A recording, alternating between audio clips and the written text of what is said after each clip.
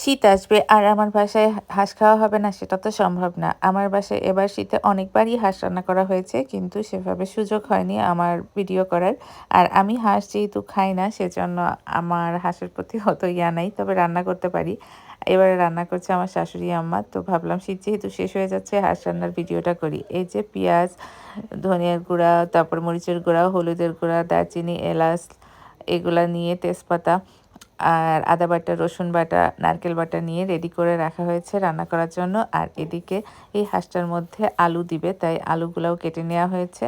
এখানে ছিল আমাদের দেশি হাঁস, একদম গ্রাম থেকে পাঠিয়েছে। এই হাঁসটা বাড়িতে পালা হাঁস ছিল, তো সেটাই এখন রান্না করা হবে। ফ্রিজ থেকে বের করে কেটে ধুয়ে পরিষ্কার করে নেওয়া হয়েছে। এবার চলে যাচ্ছি চুলায়। কড়াইতে প্রথমেই দিয়ে দিল আমার শাশুড়ি আম্মা তেল। তেল দিয়ে এখানে দিয়ে দিল 2 টুকরা তেজপাতা। আমিও ওইভাবেই রান্না করি কারণ আমি হাঁস রান্নাটা শিখেছি শাশুড়ি মায়ের কাছে। আমার বাসায়ও হাঁস খাওয়া হয় না কারণ আমার আম্মু, আমার ভাই মানে আমরা সবাই আর কি অ্যালার্জি প্রচণ্ড হয় হাঁস-টাস খেলে, এজন্য এটা রান্না করাই হয় না আমাদের বাসায়। তারপরে তেজপাতা দেওয়ার পর দিয়ে দিলেন একটু দারচিনি, এলাচ, এগুলো দিয়ে একটু নাড়াচাড়া করতেছে ফ্লেভারটা বের হওয়ার জন্য। আর আমি তো ক্যামেরা ধরে দাঁড়িয়েছিলাম এই জন্য আমি পুরোটা দেখতেছিলাম। এই যে এটা একটু ভাজা ভাজা করে নিয়ে এর মধ্যে দিয়ে দেওয়া হচ্ছে পেঁয়াজ, পেঁয়াজ কুচি আর কি। পেঁয়াজ কুচি দিয়ে এটাকে ভালো মতো নাড়তে হবে। এটা একদম বেরেস্তা করবে না, তবে একটু ভাজা ভাজা করে নিবে। এই তো নেড়ে নিচ্ছেন। নেড়ে নিয়ে এবার এর মধ্যে পেঁয়াজটা যখন নরম হবে দিয়ে দিবে অন্য মশলা। অন্য মশলা বলতে বাটা মশলা। এখন এর মধ্যে বাটা মশলা দিয়ে দিচ্ছে আদা বাটা, রসুন বাটা। হাঁস রান্না করতে অনেকেই জানেন, সবাই যে জানে তাও না, তবে অনেকেই জানেন। একই প্রসেসিং, শুধু আমরা কখনোই হাঁস নারকেল বাটা ছাড়া রান্না করিনি। আমি দেখিনি আসলে, সব সময়ই দেখি নারকেল বাটা দিয়েই হাঁস রান্না করতে। এটা দিয়েই নাকি সবচেয়ে মজা লাগে। আমি ঝোলটাও খেতে পারি না, তারপরেও মাঝে মাঝে একটু চেখে দেখি কেমন লাগে। খুবই মজা হয় কিন্তু ওই যে অ্যালার্জির ভয়ে খাই না। যাই হোক, আদা বাটা রসুন বাটা দিয়ে এটা একটু ভাজা ভাজা করে নিচ্ছেন, নাড়াচাড়া করে মশলার কাঁচা গন্ধটা যাতে যায়। তারপরে দিয়ে দিচ্ছেন হলুদের গুঁড়া, মরিচের গুঁড়া, শুকনো মরিচের গুঁড়া এটা।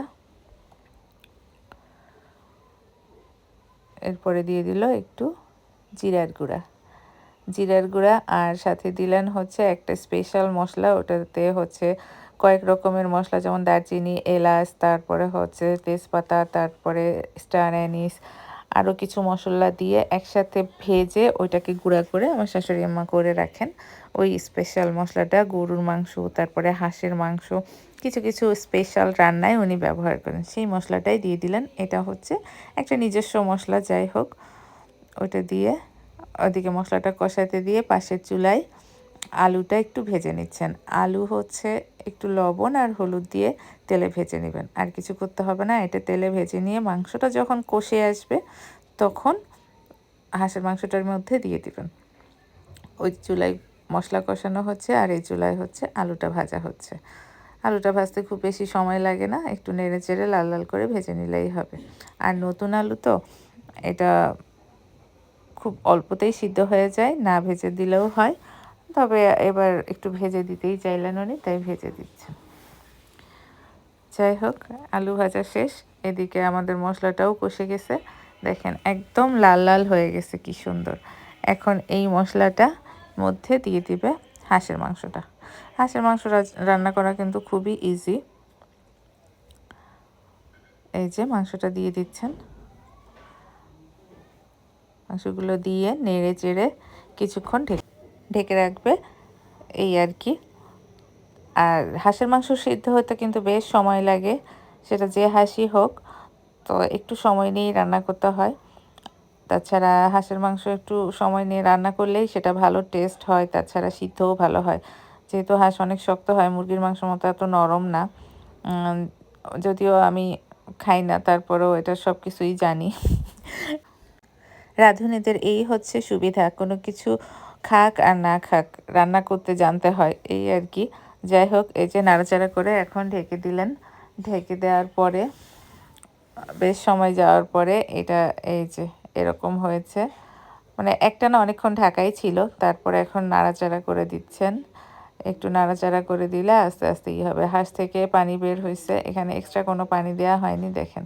তারপরে সেটাকে আবার কষানোর পরে এই অবস্থায় আসছি। একদম দেখে আসলে খাইতে ইচ্ছা করে। বাট প্রচণ্ড অ্যালার্জি হয়। এত অ্যালার্জি যে আমি গরুর মাংস খেলেও অ্যালার্জি হয়, কিন্তু সেটা খেতে পারি একটা ফেক্সো বা অ্যান্টিহিস্টামিন খেয়ে, কিন্তু এটা কোনোভাবেই সহ্য হয় না, অনেক প্রচুর পরিমাণে হয়। দেখেন খুব ভালো মতো তেল উঠে কষানো হয়ে গেছে। এখন দিয়ে দেওয়া হলো ভেজে রাখা আলুটা। আলুটা দিয়ে এখন একটু নেড়ে চেড়ে ঝোলের পানি দিয়ে এটা ঢেকে রাখবে। আর ৫-১০ মিনিটের মধ্যে এটা খাওয়ার উপযুক্ত হয়ে যাবে, মানে রান্নাটা কমপ্লিট হয়ে যাবে। এবার একটু ওই যেই মশলাটা দিয়েছিল না, গুঁড়া মশলাটা অনেক রকম করে মিশিয়ে রেখেছিল মশলা দিয়ে বানানো, সেইটা এখন আবার উপরে একটু দিয়ে দিচ্ছেন। এইবার একটু নেড়ে চেড়ে দিবেন। ভুলেই তো গিয়েছিলাম নারকেল বাটার কথা। যাই হোক, আমি মনে মনে ভাবতেছি নারকেল বাটাটা কখন দিল। এই তো এসে গেছে নারকেল বাটা। ওর ৫-৬ মিনিট আগেই নারকেল বাটা দিয়ে নেড়ে চেড়ে এবার নামিয়ে ফেলবেন। আমি অবশ্য রান্না করলে এই সময়ই দিই, শেষের দিকে। নারকেল বাটাটা শেষে দিলে এটার সুন্দর ফ্লেভারও থাকে, খেতেও ভালো লাগে, ঝোলটাও ঘন ঘন হয়। এই যে এখন ২-৩ মিনিট রাখার পরেই মাংসটা একদম কমপ্লিট হয়ে যাবে খাওয়ার জন্য।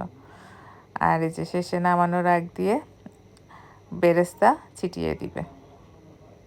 দেখেন কি লোভনীয় হয়েছে দেখতে, দেখেই মনে হচ্ছে খেয়ে ফেলি।